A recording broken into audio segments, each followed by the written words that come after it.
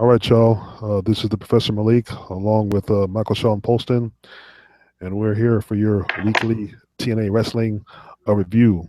And Polston, this was a awesome show.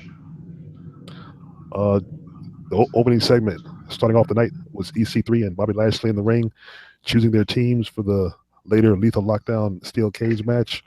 The winner would choose the world title match stipulation at Bound for Glory uh, later tonight, actually. And as they chose their teams, and two of them were obvious for EC3, he chose Gail Kim, he chose Moose, and he chose Aaron Rex. And of course, Bobby Lashley's team was Maria Kanellis, Mike Bennett, Drew Galloway. yeah, and Drew Galloway. I forgot for a second. Sorry, yeah, and Drew Galloway. Basically, all 8 members who have individual matches tomorrow, which are involved in feuds. So they were talking there, and that was that. Great start, great promo, great segment. Paulston, your thoughts? This is what TNA does. If this was in WWE, you would get Drew Galloway versus Aaron Rex, Drew Galloway versus Aaron Rex, Drew Galloway versus Aaron Rex, and at the pay-per-view, what do you get? Drew Galloway versus Aaron Rex.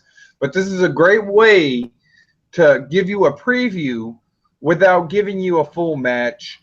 The way they set it up is pretty good because you have pretty much all your main. Well, you have Bobby Lashley and you have EC3, and you've seen how the crowd was reacting to EC3.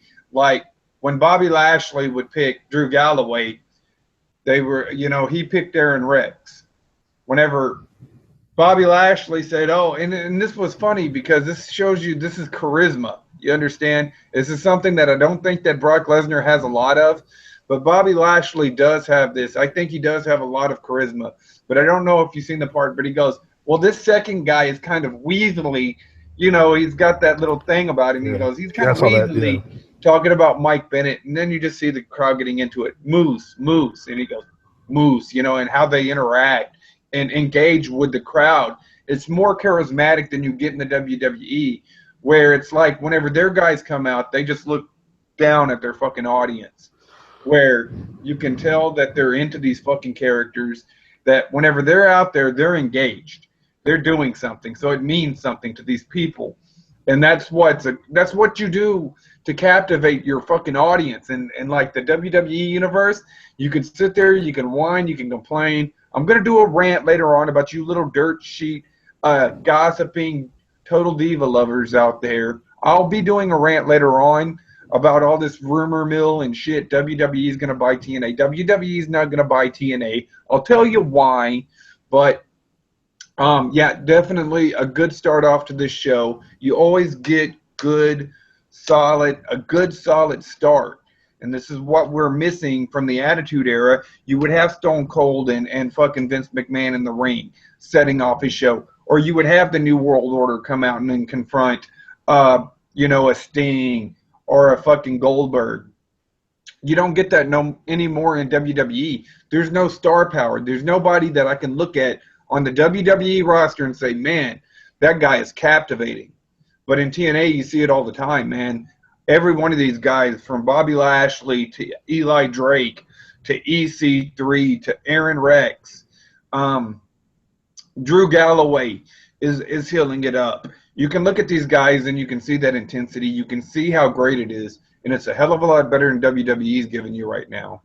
That's for sure. And also, DJ Zema Ion is starting to come in his own a little bit. So I noticed the promos he's been cutting, he's getting better, and he's being pushed to the forefront now that he's X Division champion.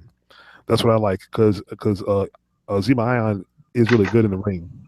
He's really, really good on the ring, but he needs to work, to me, a little bit on his mic skills. To me, he reminds me of Roger off of Doug.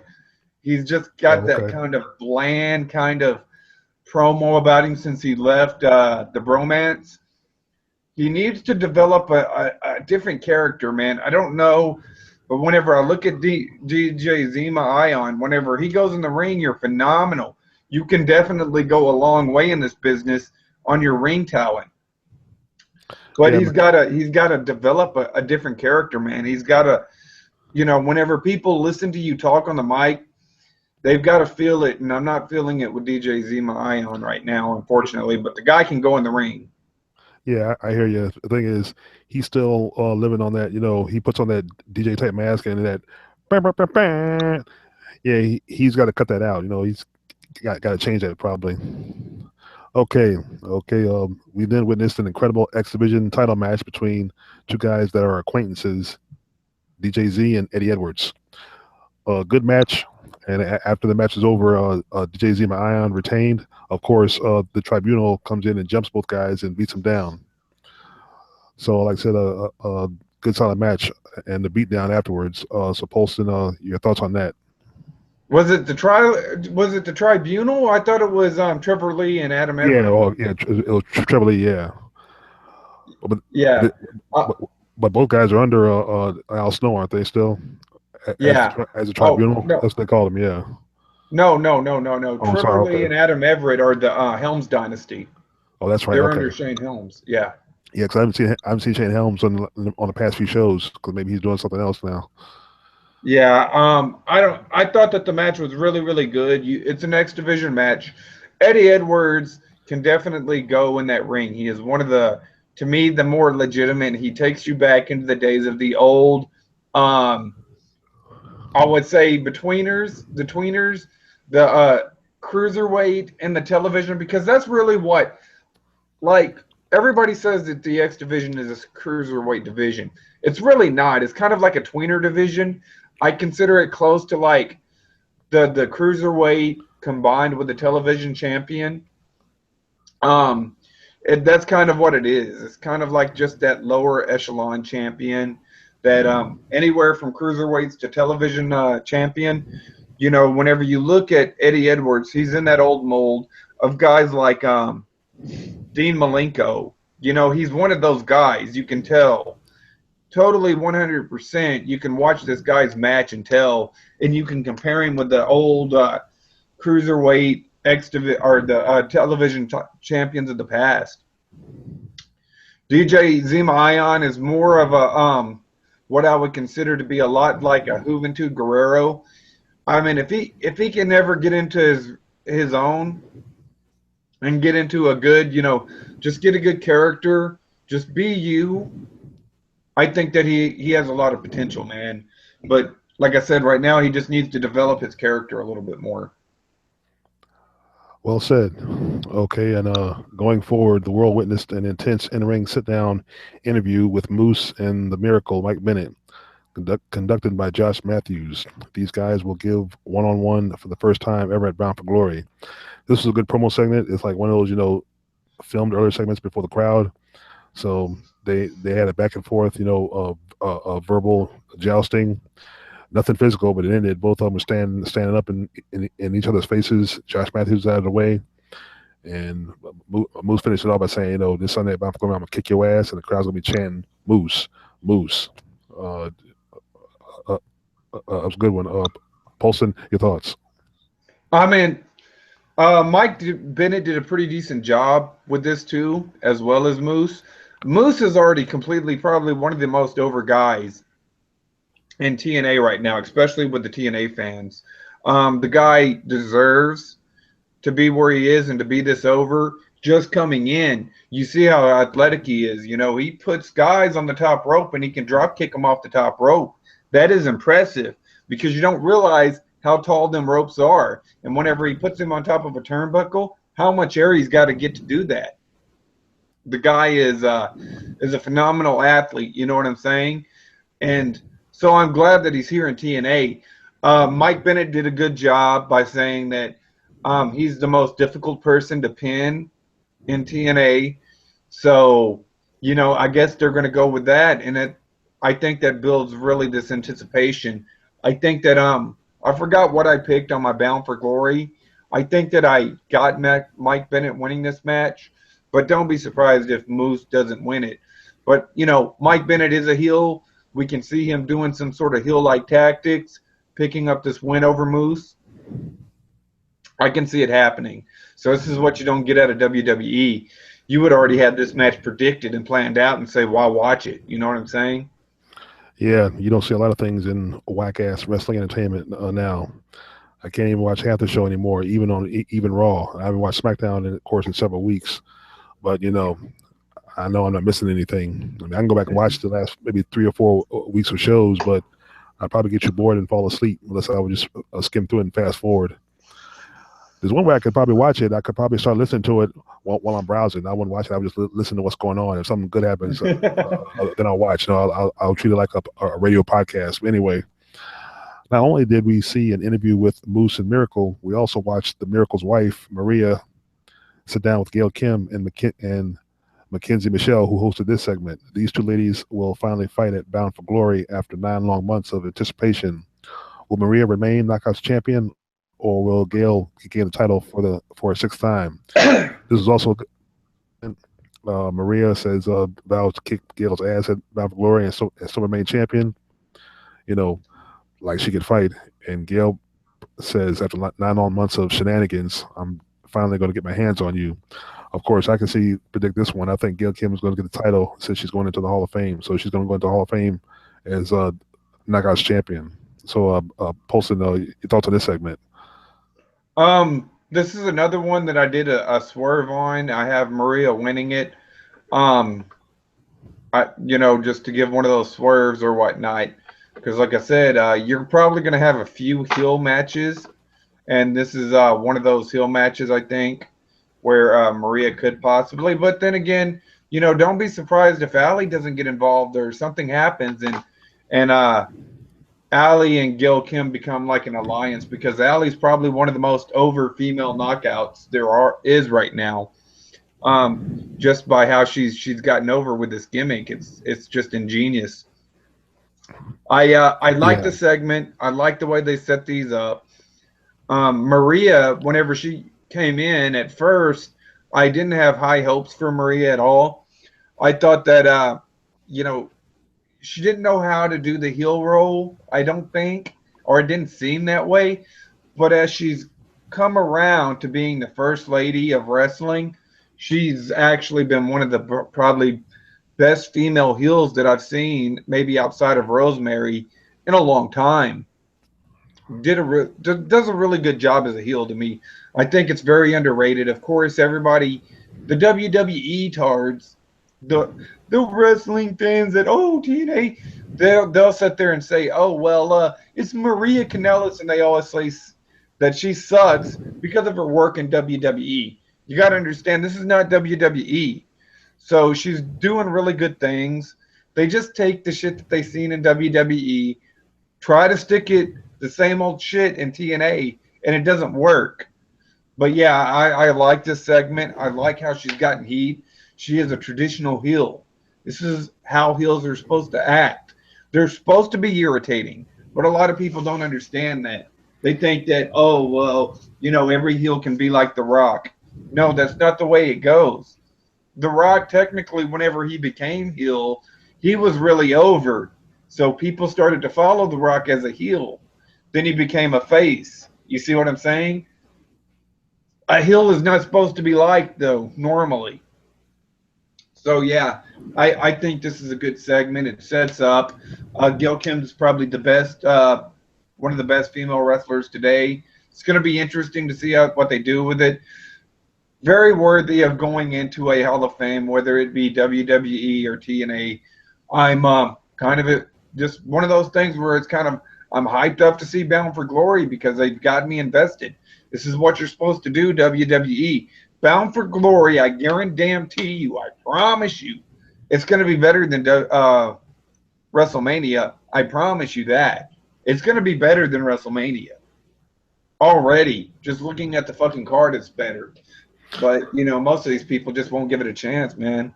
No, well, see, even I was watching the video just now before we went live. They said the build for TNA's Bound for Glory all around has been a fantastic build-up. Every match has been built up well. This reminds me of back in '86 when everybody was hyped to see Starrcade '86. Every match, every feud was built up, hyped up to the max. And at Starrcade, you got the payoff.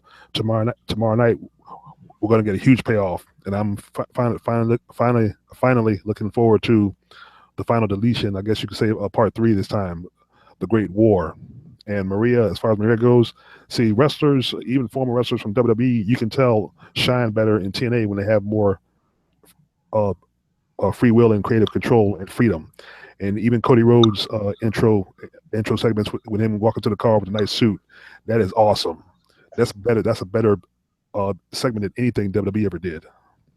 See, that's what you call introducing and building someone who's already established and somebody that people want to see. No more Stardust, no more bullshit, no more comedy, just straight up wrestling. But moving on. Now, here's what I'm looking forward to right here. This was also a good part. Tonight, Reby Hardy finally got her moment with Rosemary in the ring. These two fought in a brutal match. Rosemary sent Reby through a table so much will go down at Bound for Glory during the Great War. It will be the Hardys versus Decay. This is also good because the match was Rosemary and Reby at first, but of course Decay interfered and the Hardys were there and a brawl ensued. And the brawl in the back between the Hardys and Decay, the two guys, Crazy Steve and Abyss, awesome. You even saw Abyss take a electrocuted wire and stick it in Matt's stomach, and you saw the special effects. Yeah. This was an awesome segment, and Rosemary's got skill because she actually put.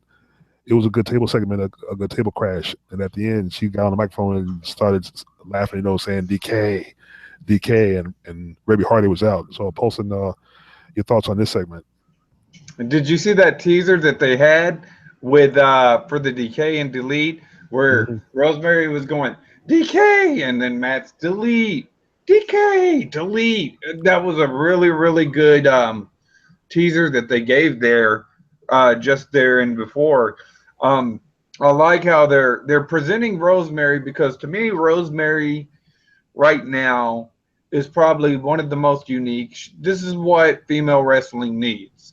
They need a character like this right here.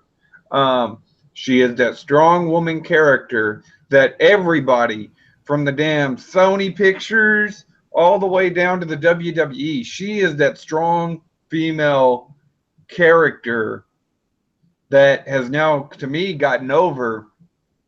She's that strong female character that they've needed for a while, and that they've been looking for in entertainment all over the place. You get the same old monotonous bullshit with Stephanie and this whole, what's best for business and all this shit where she sells everybody. Nobody wants to see that shit. But there's a kind of this air of creepiness about Rosemary a little bit, this mystery stuff, where she really, really sells it. She really ties that group in really, really well together, Decay. So she's done a hell of a job, a fantastic job of just being that strong female character, whether it be dark or light.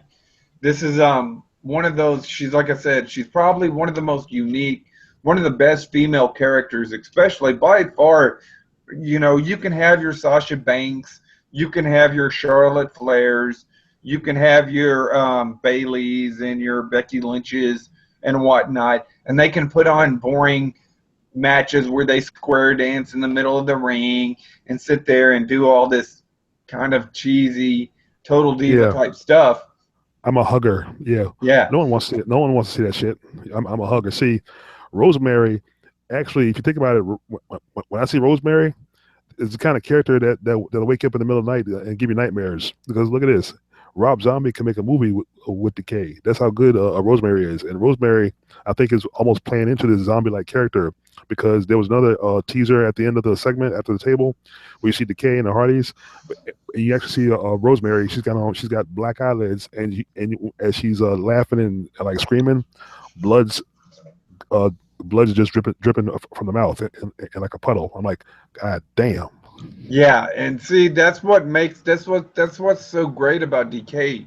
Then you take one of the biggest guys in wrestling right now in Abyss, and you take a crazy guy who really has come into his own on the mic as well, and Crazy Steve. Crazy Steve didn't talk for most of his wrestling career. He just honked his fucking nose half the time. But now he's doing the promos now. He's with Abyss. He's that guy. He usually sells more than he's the guy that sells a lot. So they got something good with this.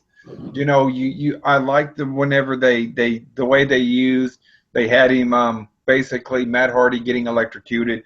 Rosemary delivered that side effect, and then Crazy Steve with the chair. yeah, with the chair backstage. They set it up. They make Decay look strong going in to Bound for Glory. Uh, there yet again, I had Decay winning and beating them at Bound for Glory, and then maybe doing a rematch later on down the road. But who knows? You know what I'm saying? Yes, somewhere this war is going to have to end. Now, personally, like you said, they could take this further past Bound for Glory. They could have a good war match where Decay gets beaten down but still retains the titles. But then the Hardys would challenge them to something else to step up. But you never know. The payoff might be the Hardys get the titles. I mean, that's my prediction for that. And now, to finish off the night, we watched a match anticipated Lethal Lockdown Steel Cage match. Team EC3 versus Team Lashley. There were weapons and harsh words. Now, the challenge at the top of the segment, top of the program, EC3 challenged Lashley to get in the cage first because the rules are like the war games. It's two guys fight for 5 minutes, and Earl Hebner backstage did a coin toss where Lashley won heads. So Team Lashley had the one-man advantage throughout the thing.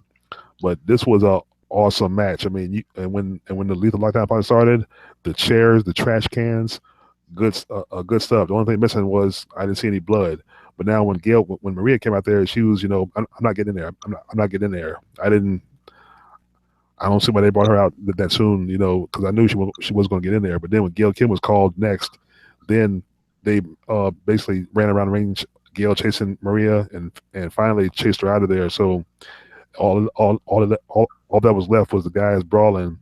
But Lashley choked out EC3 for the win at the end. Then he got on the mic saying, "I get to pick the stipulation, and I pick no holds barred." So Team Lashley walked away with the win. On Sunday, it will be a no holds barred match: EC3 versus Lashley for the world title. Paulson, your thoughts on the main event? There yet again, they're making Bobby Lashley look strong. They've done a good job. This is what we wanted to see WWE do with Brock Lesnar. Unfortunately, WWE doesn't have that passion anymore for the wrestling fans. To me, it seems like they're just like, oh well, you're going to pay $9.99, which you do, and that you're just going to be happy with what we give you because we're the only company in town. It's not true. You still got TNA. This is what we wanted to see Brock Lesnar be, is what TNA is doing for Bobby Lashley. And it's a good job. Now, the only thing that I was sitting there, and I don't know about you, Malik, is I think that Bobby Lashley should have said, you know what? The stipulation for our match is MMA rules, because that makes sense, right? He's in Bellator, do the MMA rules. But other than that, like I said, making Bobby Lashley look this legitimate, especially being how he's in Bellator, is exactly how you have it. This is exactly where you got it. This is the difference between TNA and WWE. I have EC3 beating Bobby Lashley at Bound for Glory. Yeah, I think that's what will be the payoff as well. But who knows? Like I said, Lashley may retain, which may give way for room for Moose to go after him for a while. So who knows? See, this is the unpredictability that I like, that we used to get in 86, 87, in the early mid 80s, when you had build up to main event matches. You didn't know the outcome, but when you saw the outcomes, you were happy with it, even though if your favorite wrestler didn't win, because you knew the feud would continue later on in the year. So, see, like I said, TNA has done a fantastic job of the build-up, the presentation, the weeks leading up to tomorrow night or later tonight. Now, on to the dirt sheets, as we also discussed. Here's the thing. I saw this on the PW Hustle channel also. Vince actually didn't make a big offer to buy TNA, and the only thing he would want is the library. And the thing is, if he buys the library, there's a clause he would want, where TNA couldn't start up another company and compete if he buys a library and puts it on the network. That's the only thing that sounds legitimately what he wanted, but it's not happening. And the rumors are still saying, it's the financing and funding because TNA owes millions of dollars, and the one fly in the ointment is Dixie Carter because her business sense is not up to par. So, and if Billy Corgan has to finance it, which he doesn't want to do, it makes sense for him to strike a deal and buy the company, which I hope is what happens. And then, of course, Okay, yeah, I'll go ahead. I wanted to go ahead and shoot on this real quick Yeah, go for because it. no fucking way is Vince McMahon gonna buy TNA. Would make no fucking sense with the position that WWE is in right now. Listen, I mean, you can go to your PW Hustles and you can go to your Dave Meltzers, and I know you're friends with guys in the PW Hustle and stuff like that. And then, listen, whenever McMahon has billions of dollars, all right, or no, I won't say McMahon. McMahon is not a billionaire. Let's just go ahead and get that straight right now. He's not a fucking billionaire. He's not as rich as you think, first off. Second off, if he buys TNA, he's going to pay out of pocket. WWE is not going to buy TNA. If McMahon's going to buy TNA, WWE is not going to buy it. It's going to be Vince McMahon buying it. He's going to buy it privately because there's no fucking way that them executives and all them stockholders are going to let Vince McMahon make another investment whenever he can't even run his own product. You know what I'm saying? When they can't run WWE, they're not going to let him do that. You know what I'm saying? They're not. Now, if he buys it out of pocket, that's a possibility. I don't see that happening because right now he's still trying to keep his ship afloat. Go to Walmart if you don't believe me. Go to fucking Walmart. Go down the fucking toy aisle and look at all the WWE toys down there that they're marking out because they can't get them out. Nobody's buying this stuff anymore. WWE is not what you think it is. They're already falling into the 1.75. They're losing TV sponsorships overseas. I think that a German network just dropped them because their interest has went out of it. I saw a video where Billy Corgan said he had heard nothing about this, and he's a minority stockholder in TNA. He would have to be informed about it before any decision could be made. And he's pretty much debunked these rumors. And I totally believe Billy Corgan over Dave Meltzer, which is where a lot of these fabricated stories come from, is Dave Meltzer. So you've got to stop listening to that shit. You got to stop reading the fucking dirt sheets because they're crap, just like the regular media is crap. Our media is pay to play. That means that Vince McMahon can spend the money, say, I want you to make up this rumor about TNA, and the media, like the fucking New York Times, will make up shit because it's a pay-to-play media now. And it's been that way for at least, I'd say, 5 or 6 years. The media's been that way. Maybe not quite that long, but pretty fucking close. It's a pay-to-play media. And they make these stories up. This happens every fucking year. When TNA starts to get interest, you have these stories saying TNA's going out of business. Oh, they're going out of business. Oh, the locker room hates them all, but they still manage to put on a show. Oh, they can't afford to pay their people, but they still have a production week after week after week after week. They've been going out of business for at least 7 or 8 years now, according to the fucking Dave Meltzer fucking articles, and they somehow manage to fucking survive.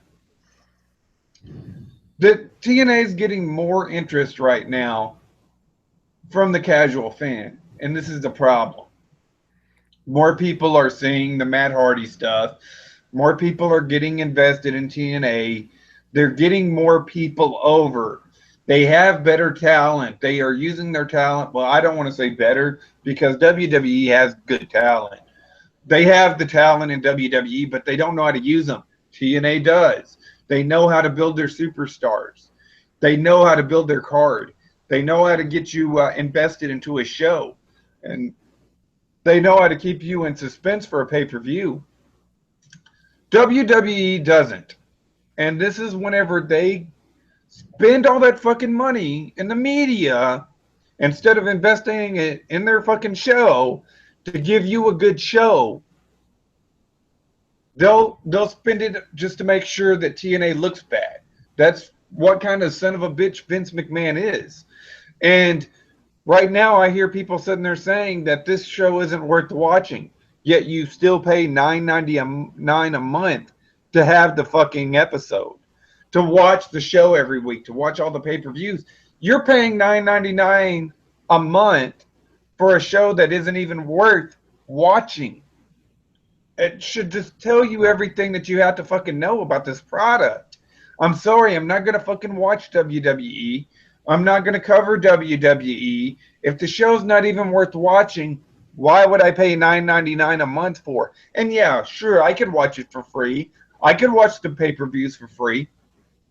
To be honest with you, I can't stand WWE so much I don't even want to watch it for free. Because it's just absolutely fucking shit. I'm sorry, I don't know any of the wrestlers outside of maybe AJ Styles. I know the TNA guys, of course, Eric Young, Samoa Joe. I know them guys because I saw them wrestle. But, you know, outside of maybe like a Roman Reigns, Dean Ambrose, Seth Rollins, John Cena, Randy Orton, and a few of the other guys like Brock Lesnar, the bigger names, I don't know any of the roster. I don't know any of them. You can throw up a picture over there. I don't know who the fuck it is. Well, that's bad if you can watch it for free and don't want to. That's really bad. No, well, as far as the roster they're displaying, it's the same guys you see because those are the guys, the most popular guys that I guess the crowd wants to see. Everybody else is a secondary. And speaking of Eric Young, Eric Young's disappeared from NXT. Kind of makes you wonder if he's still there. Anyway, and we haven't seen James Storm since he left TNA. Some people predicted that he might show back up again in NXT, but I doubt it. And Bobby Roode, I think, has had one match so far, so I guess they're not ready to expand on him any further. You know what I would have did? You know what I would have did for that last pay-per-view, the Night of Champions, was it, or what was it? Clash of Champions. Yeah, Clash of Champions, an actual WCW original idea, but of course, yeah, WWE. They screwed it up. You know what I would have did? This is what I would have did. You have Bobby Roode, you have James Storm that wants to maybe work again with Bobby Roode, says I might show up with a friend later on. I would have gave James Storm that contract, and then whenever fucking, that night before, that whenever fucking right before, I Clash of Champions, whenever the New Day won and beat whoever, some jobber team, I guess. I don't even know who they were fighting, but they won the match, right? I would have had James Storm and Bobby Roode show up as Beer Money Inc. Because TNA lets them keep their creative titles. I would have let them show up as Beer Money Inc. Maybe James Storm comes in and busts your beer bottle over fucking Xavier Woods' head or something, and then have maybe Bobby Roode double clothesline Biggie Langston and Kofi Kingston, and then have them jump the fucking New Day, and that would have definitely gotten them some. It would have gotten some hype. You know what I'm saying? Yeah, it would have gotten your attention probably. Yeah, and that would have fucking got you something that you could work with during the debate, because they knew they were going to lose ratings for the debate, but that would have got some interest. And then maybe the next night, if you were going to bring in Goldberg and tease Goldberg versus Lesnar, have Goldberg come in on a Monday night. But see, that's good booking. That makes sense, and we know that's not what you're going to give your fans. You want to steal. They're just stealing your fucking money. They're stealing fucking from their fans, man. And that's sad because their fans just give it to them. Well, of course, yeah. I mean, the fans have nothing better to do, and actually half the fans that pay to see him also complain because it's not a good show. Oh, but going back to our boy Matt Hardy, I'm pretty sure the Dirt Sheet posted his cryptic tweets about he's got a premonition about the aftermath of the Great War and where he might be on Monday night. Of course, again, another tease. What does it say? Oh, it's I don't have it up with me, but it's on C Scoops. But it says, the tease is he might show up on Raw. And the thing is, I made a video on that. Some have seen it. Why would Matt sign with WWE? See, Matt has worked hard to research his career. He goes to WWE, and they're going to ruin him because they're going to change their character, and that they're gonna do all kinds of BS with it, and they'll book him in all kinds of BS. Basically, he'll be used to put over the younger guys, which can't get over. Yeah, he'll be like a Santino Marella probably. I figured that's what you'll be if you go to WWE. You're gonna be Santino Marella. They're gonna make fun of the fucking your broken Matt Hardy character. They're gonna ruin it. We know what they're gonna do. Yeah, you do what he wants. He can do what he wants. He's a grown ass man. I'm just gonna telling you. You know, you're already getting TMZ interested in you and all this interest in you. You're going to chance it. You're rolling your fucking dice. And if you think you could take Vince McMahon's word for anything, I'm here to tell you, you can't take Vince McMahon's word ain't worth shit. Nope. Vince McMahon's word is worth about as much as Stephanie McMahon's panties. And we know how used they are. But anyway, you got any final thoughts? Yeah, TNA's just been killing it. They've been killing it. They've been killing it longer than the people have given interested into TNA. They have really built up a really good card. It's funny how they can always find replacements. Everybody's like, oh, well, they don't have AJ Styles anymore. Well, guess what? Last fucking year or two ago, you were calling AJ Styles a jobber. Oh, well, they don't have Samoa Joe anymore. You were calling him a fat jobber just a few years ago. Oh, well, they don't have Austin Aries anymore. Well, you were calling him a jobber just a few years ago.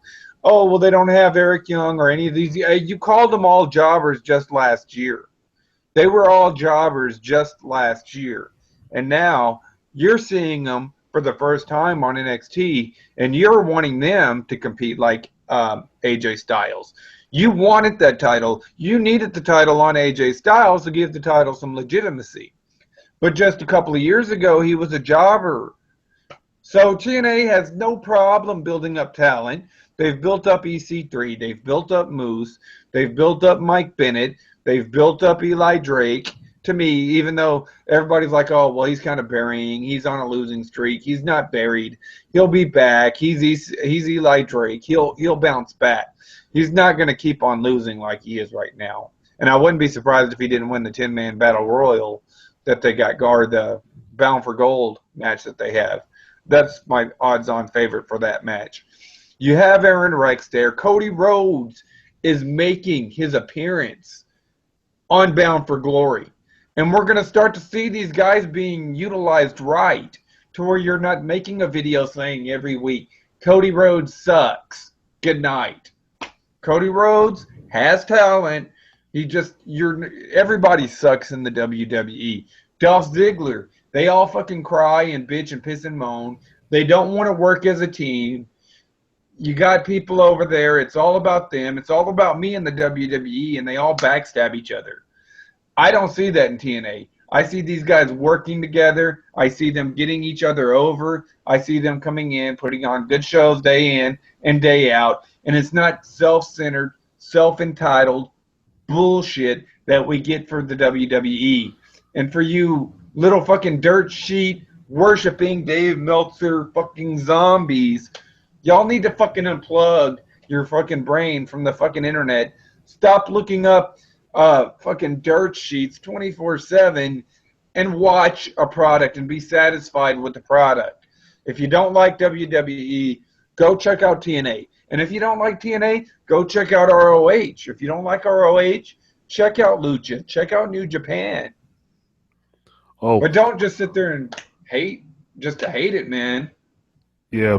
And if you're a real wrestling fan, check them all out except WWE. I would go all around the globe.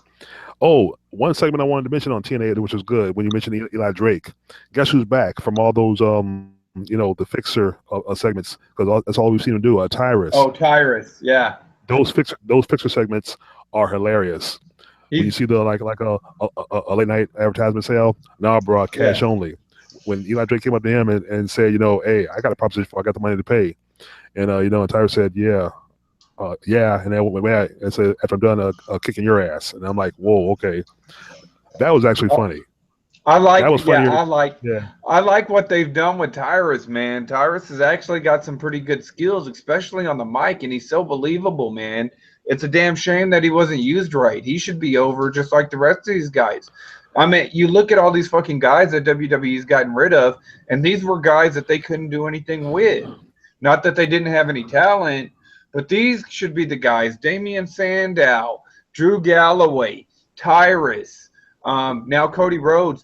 These were the fucking guys that you should have built up to get over guys like Roman Reigns, Dean Ambrose, to get over guys like fucking Seth Rollins or Kevin Owens. This is what these guys were supposed to be, but you didn't do shit with them. And this is why you can't get a fucking card over. Is because you can't build these guys up. You let go of the Lashleys. You've let go of the fucking Carlitos and the Chris Masters and the Matt Morgans that you could have used. You didn't do shit with them. You could have used them guys to get over other talent. And this is why you don't have a card right now in the WWE. This is why it's bullshit. Go ahead, man. Yeah, and I think, and basically, you see when they go to TNA, TNA knows how to get them over. I mean, even though Tyrus hasn't wrestled for months, this fixer buildup is pretty good and it's funny. And the thing is, I think they're fixing now to even give him a push. And the way they're introducing Cody Rhodes, awesome. See, you know what? I think Cody has the potential to go over way better than his older brother ever did. I mean, yeah, his older brother made money as Goldust, but I hated Goldust for years. I didn't even like that gimmick. I wasn't a fan of Goldust neither. Yeah. But if I'm TNA and I like the way they did it. You know, he's kind of got that Magnum PI look to him. I think that they could use him similar to the way they used Bobby Roode. I mean, he would fit in totally with that role that they put on Bobby Roode. They could do that, and I could see maybe him forming a tag team later on with Eli Drake, and that could be good because Eli Drake's a really good talker. I would like to see a stable formed around Eli Drake, actually, but those two guys right there, you're getting a lot of guys that have the talent to get over, but WWE doesn't know how to utilize them. I'm ready to see what TNA. I pray that this Bound for Glory pay-per-view does good. I was going to try to get it, but I'm probably not going to be able to get it. I'm going to be at work. I don't know if I'll be able to get it. If I can get it, I'll get it. If I can't, I'm sorry. You know, I'm just, right now I'm just putting in too many hours. Yeah, I gotcha. Definitely, check it out, man. These people have to check it out. I'm gonna do is if I can get a few guys to do the show with me tomorrow, I'm gonna try to do a Bound for Glory live reaction because I will be watching that on the free live stream. But I do want to do a live Bound for Glory reaction, and I may do a review with somebody afterwards if he's available. Like I said, my final thoughts. I'm gonna give TNA Impact's last show a perfect 10. That was a good show from start to finish. No flaws, promos, segments. The wrestling action reminds me of the old NWA days. That's how you put on a wrestling show. Vince McMahon, take notes. That's how you put on a wrestling show that the fans want to see. That's entertaining, and you have the sports action. I'm gonna sit there and say, hey, if you can buy it, because we need to start supporting TNA. If you can afford to get it, get it. Like I said, unfortunately, I'm not at home tomorrow, or I would get it. I'm not gonna live stream it. I'm not gonna do it for free. Because if I'm going to watch it, I want to go ahead and buy it. Maybe I can buy it and watch it later on after I get home. Maybe on a Monday or a Tuesday I can order it. I know I have to have the information. I may still order it even though I'm at work. But I suggest give TNA, go ahead and invest in it. I know it's a little bit much. I think it's like, what, $59 or something? Yeah, I would get it, but I don't think I can afford it right now. My money's tight, and plus I have a credit card bill I'm still paying off, so that's the only reason I'm gonna try. I'll probably get it for free. Yeah, Now I yeah. do have I do have a debit card, but if I had enough money to put on it, I would get it.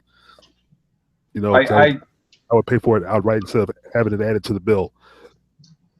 I have a debit card and stuff like that. Yeah, Go ahead and support TNA, man, because I can guarantee you, if TNA goes out of business, or if something happens and Vince McMahon buys TNA, wrestling's going to be dead. It's going to be dead. It's going to die. You're not going to have any kind of competition anymore. Um, you know, we need this competition for the WWE right now. And as bad as I hate it, I don't really want to see WWE go out of business, but it looks like that's probably what's going to happen, especially if they keep going this route, because they just can't keep doing it. You're going to see WWE on Pop TV next. So, I mean, yeah. Well, I don't know the contract for USA, but USA seems to still love them. But yeah, you're right. If the ratings keep going down, USA Network might take a look at it and say, "Hey, this isn't working anymore. You know, we got to do something different." But they seem to be financially sound, even though you say the ratings are going down. They seem to have millions, in their stock, so they can take their, I guess, show anywhere into any network, and it'll be number one. But I don't know. no. Like you said, the characters, the wrestlers aren't exciting no more. It's not an exciting show. I mean, the divas, the I male mean, wrestlers. I you mean, got to oh look at it this. You got to look at it like this, Malik. Yeah, they bring in like what $645 million a year, but they have a budget that they have to meet. So that doesn't really mean that they're in the red. You know what I'm saying? not yet. Because you look at the manufacturing of all these toys that they're not selling, that are still at Walmart, that are on clearance right now. Mm, That costs money. that's bad. You Yeah, the WWE studios and making all these movies cost money. Those actors cost money. The TV, the camera guys, the people who do maintenance on their website. This is before you even get to the wrestlers. The management, they're gonna want their money. You know what I'm saying? Um, Production, the lighting people. Uh, you have basically the agents, and like I said, the wrestlers. They are getting paid all this money. So yeah, it's not just because they bring in a lot of money, they have to spend a lot of money. Then you got the Total Divas. You got all these little cartoons on their shows, and those production members and camera guys and stuff cost money, and the people that they interact with and stuff. So yeah, um, just because everybody's like, oh well, they can buy a TNA, 6 times over. It's not going to happen because first off, Vince McMahon, if WWE was going to buy TNA, he would have to go to his board of directors, and the board of directors are going to be like, look, your show's only getting a 1.75 rating right now. It's in the ones. Our ratings are going down. We can't move this merchandise at Walmart. So we can't we can't we That's can't embarrassing. invest in another project. We can't take on because this is going to end up being another toxic asset. Whereas Billy Corrigan can buy TNA and possibly do something with it. So the WWE can't take on any more toxic asset. They've already got too much that the hedge fund guys and the stockbrokers and the investment bankers are not going to touch. They're not going to touch it because it's not going to give them any return. So they're going to have they're not going to buy TNA. I promise you that. And also, as far as AJ Styles goes, yeah, you notice on the SmackDown promo a few weeks ago, Cena came back, and now he's coming after AJ Styles and AJ Styles' title. So, see, it was only a matter of time before AJ Styles, is the process starts for him to get buried. And even when you look at him cutting his promos, he's not exciting to watch because he's a WWE guy now. Though WWE has marketed that WWE mentality on him because, see, you wouldn't see him act like that in TNA. You see the real AJ Styles, and see that to me, even though it's the name and it's the it's him, it's not the same as AJ Styles, and I don't even enjoy watching him. And Dean Ambrose as champion was just terrible. I mean, he used to be cool when he was talking, he was coming up, but then when he became champion, it was boring. So they took the title off him. So nobody's going anywhere, and it's not exciting to watch. You know what I mean? Yeah. It's just terrible. Anyway, like I said, those are my final thoughts. Watch Bound for Glory tomorrow night. Buy it if you can. Like I said, because TNA does need the support and posting I guess for second time, last time. Any final thoughts? No, that's pretty much it. It's a good show. I'll give it a solid 8. Great build up, for Bound for Glory. Definitely TNA does it right. This is how you build a show. I'm gonna 100% agree with you. Yeah, it's definitely, you don't get this in WWE. Cool. All right. And I want to send a shout out to the PW Hustle. Like I said, my man A-Track Brown, Billy Ray Valentine, Fame Black, Big Slam Nation. All right. For Paulson, I'm the Professor Malik. Peace. We'll see you later.